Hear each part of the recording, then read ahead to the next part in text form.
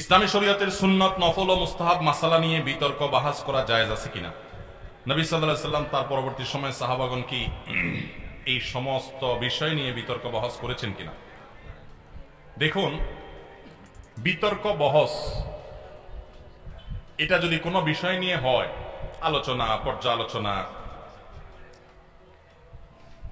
তাহলে সেটা যদি শরিয়ার নীতিমালা মেনে হয় সেটা জায়েজ আছে। সাহাবীদের ভিতরে বিভিন্ন বিষয় নিয়ে কথোপকথন হয়েছে, যুক্তিতর্ক পরস্পরের মধ্যে দেয়াদেয়ি হয়েছে, অনেক ঘটনা এরকম ঘটেছে। একজন একটাকে বলেছেন, তার সপক্ষে তিনি যুক্তি দিয়েছেন, আরেকজন তার সপক্ষে তিনি দলিল প্রমাণ হাজির করেছেন।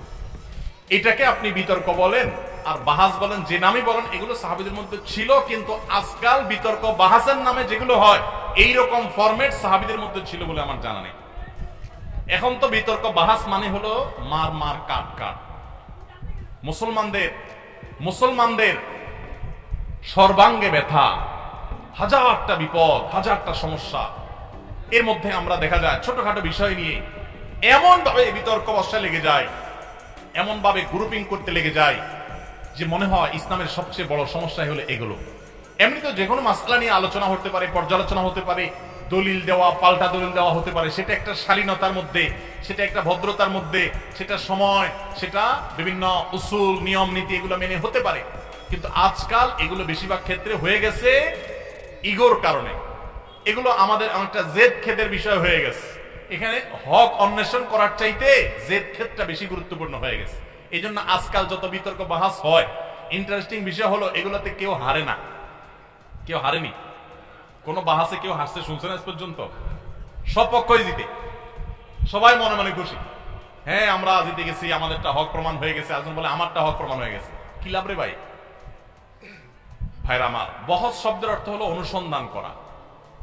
সত্য অনুসন্ধান করার চেষ্টা যদি থাকে, তো এই গতানুগতিক এখনকার যে আজকাল মার মার কাট কাট টাইপের বাহাস, বিশেষ করে বাহাসে লাঠিসোঁটা নিয়ে যায় অনেকে, আছে না নেই?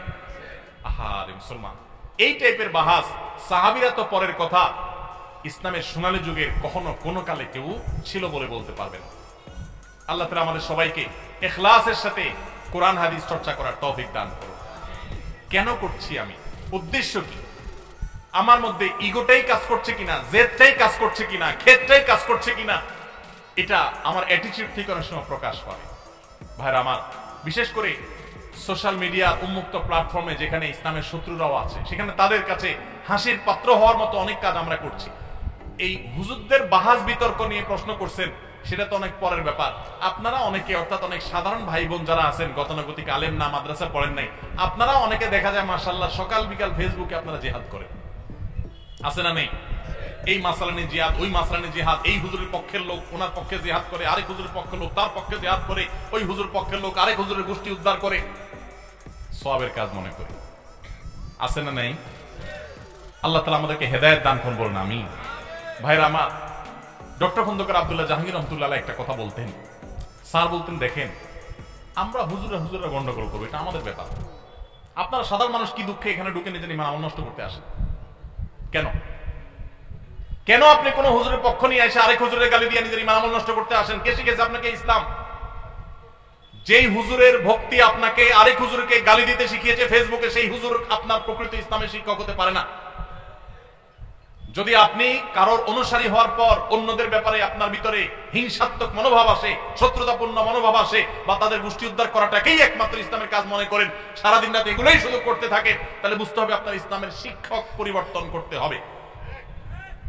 ভাইরা আমার, শত শত আগুন ইসলামের উপরে লেগে গেছে আজ, আর আমরা ব্যক্তিগত বিষয়গুলো নিয়ে আমরা একের বিরুদ্ধে অন্য কাদা ছড়াছড়ি করছি। লজ্জা হয়। মাহফিলের মঞ্চকে আমরা পরস্পর বিশুদ্ধারের জায়গা হিসেবে বানিয়ে নিয়েছি। আল্লাহ তাআলা আমাদেরকে হেদায়েত দান করুন। আপনারা সাধারণ মানুষ অন্তত আল্লাহর হস্তে এই সমস্ত কাদা ছড়াছড়ি, পাল্টা পাল্টি কাজকর্মে নিজেদেরকে নিয়োজিত করবেন না। আপনার কাছে যেটা সঠিক মনে হয় আপনি সেটা আমল করেন, আল্লাহর কাছে দোয়া করেন, আল্লাহুম্মা আরিনাল হাক্কা হাক্কান ওয়ারযুকনা ইত্তিবাআ ওয়া আরিনাল বাতিলা বাতিলান ওয়ারযুকনা ইজতিনাবা। আল্লাহ, আমার কাছে যেটা সত্য, আপনার কাছে যেটা সত্য, সেটা যেন আমার কাছে সত্য হিসেবে উদ্ভাসিত হয়ে যায়, উন্মোচিত হয়ে যায়। আমি যেন সত্যটা বুঝতে পারি। আল্লাহ আমাকে হেদায়েত দান করেন। ইহদিনাস সিরাতাল মুস্তাকিম। আল্লাহর কাছে বেশি বেশি দোয়া করেন, চোখের পানি ফেলেন। আপনি যদি সত্যটা উপলব্ধি করতে পারেন, আপনি অহংকারী হবেন না, আপনি বিনয়ী হবেন। আজকাল দেখা যায় বেশিরভাগ বাহাস বিতর্ক আমাদেরকে অহংকারী করে দেয়, আমাদেরকে বিনয়ী করে না। এমন বাহাস বিতর্ক আপনারা কখনো শুনছেন কিনা যায় না, আমি কখনো শুনি নাই যে বাহাস বিতর্কের পর, অর্থাৎ আমাদের সমাজে বাহাস বিতর্ক হয় সচরাচর, এগুলো কথা বলছি, যে বাহাস বিতর্কের পর কেউ না এক পক্ষ বলেছে যে যাক আলহামদুলিল্লাহ আমি আমার ভুলটা বুঝতে পেরেছি, আমি আমি আসলে ভুলের মধ্যে ছিলাম, সরি, আমি আমার প্রতিপক্ষ ভাইয়ের কথাটা মানছি কারণ আমার কাছে সত্য মনে হয়েছে। এরকম শুনছেন কখনো? এই জন্য বলছেন যে বিতর্ক বাহাসে কেউ কোনোদিন হারে না, এবং সেখানে সত্য খুব কমে জিতে, তার্কিক জিতে, যার তর্কের গলার জোর চাপার জোর যত বেশি, বেশিরভাগ সেই জিতে। ঠিক না ঠিক? এগুলো নাজায়েজ আমি বলছি না, শরিয়ার গণ্ডিতে উসুল মেনে যদি হয় অবশ্যই হতে পারে, কিন্তু সেগুলোতে সৌন্দর্য থাকা উচিত। খুব দুঃখজনক বিষয়, ইসলামের গুরুত্বপূর্ণ একটা বিষয় হলো আখলাক। সে আখলাক আজ আমাদের নিজস্ব মুসলমান ভাইদের সাথে আমরা দেখাতে পারছি না। ভিন্ন মতের মুসলমান, সেও তো আমার ভাই, দিন শেষে কেন তাকে আমি শত্রু মনে করব? আল্লাহ আমাদের সবাইকে উদারপন্থী মুসলমান হওয়ার তৌফিক দান করুন, ধৈর্যশীল সহনশীল মুসলমান হওয়ার তৌফিক দান করুন, আখলাকওয়ালা মুসলমান হওয়ার তৌফিক দান করুন। শেষ প্রশ্ন, আমার এই রমজানের তারাবি নামাজের প্রতি 2 রাকাতের তাশাহুদ দুরূদ শরীফ ঠিকমতো পড়ে শেষ করতে না করতে ইমাম সাহেব সালাম ফিরিয়ে ফেলতেন। বেশিরভাগ সময় আমি দোয়া মাসুরা পড়তে পারি নাই, সালাম ফিরিয়ে ফেলেছি, এতে কি আমার তারাবির নামাজ আদায় হবে? নামাজ হয়ে গেছে ইনশাআল্লাহ, যদি আপনি দোয়া মাসুরা পড়তে পারেন নাই। কিন্তু ইমাম সাহেব যদি এত বেশি তাড়াহুড়া করে, ইমাম সাহেবের নামাজের পর একটা চা পানি খাওয়াইয়া বুঝাবেন, হুজুর আমি তো পারি না, একটা আসতে পড়েন না, একটু চা পানি খাওয়ালে দেখবেন হুজুর ইনশাআল্লাহ আসতে পড়া শুরু করে দিচ্ছে।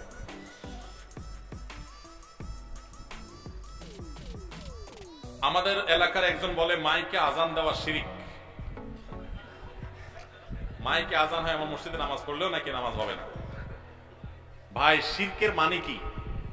শিরক মানে হলো আল্লাহর সাথে কাউকে কি করা? শরীক বানানো, পার্টনার বানানো, শেয়ার বানানো। মাইকে আজান দিলে আল্লাহর সাথে কিভাবে কারোর সাথে শেয়ার হয়? এই যদি এরকম কথা যদি কেউ বলে থাকে, উনি শিরক শব্দের অর্থই বুঝে নেই। বুঝতে পেরেছেন তো? মাইকে আজান জিনিসটা কি? এই যে আমি কথাটা বলতেছি, কথাটা শুধু মাইকের মাধ্যমে আপনাদের পর্যন্ত চলে যাচ্ছে, এই তো, আলাদা কিচ্ছু না। তো মাইকে কথা বলা, মাইকে আজান দেওয়া, এগুলো জায়েজ হওয়ার ব্যাপারে পূর্বে পশ্চিমে উত্তরে দক্ষিণে সারা পৃথিবীতে উল্লেখযোগ্য কোন আলেমের কোন দ্বিমত নাই, কোন দ্বিমত নাই।